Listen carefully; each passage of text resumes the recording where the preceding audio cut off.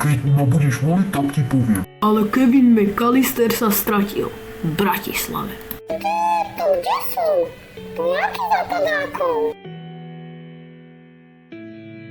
Pani, musíte mi povedať, ako zapadákové som.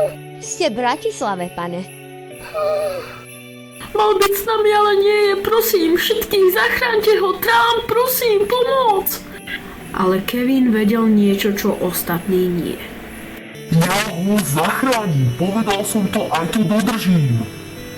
Let 67 je pripravený k odletu. Prosím, nastúpte si do lietadla. Kevin McAllister vie kód, ktorý treba zadať do banky, aby sme mohli odblokovať.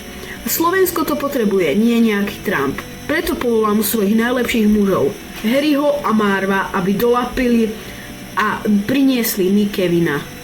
Harry, do baráku! Však sme v dodávke, ty idiot. Prečo to nie je na tom koni? To čo tam je na tom oknie? Harry, vidím ho! Mám 3 oriešky, ale už som jeden minula. Čo budem robiť? Tá ženská je Krisa.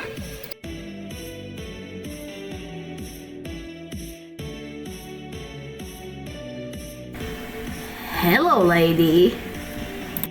Ty jeden nevďačný malý smart. Tu máš. A ty tiež. Ďakujem. Rádo sa stalo. Let 67 je pripravený k pristátiu. Trump, nájdi ho! Nájdi ho, nekývaj! Ďakujem, pani, že ste ma zachránili. Ten tajný kód je 6767.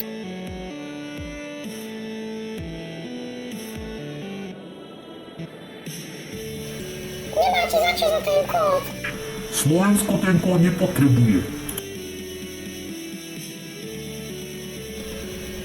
Ahoj, mami, práve som pohovoril. Ty si rada?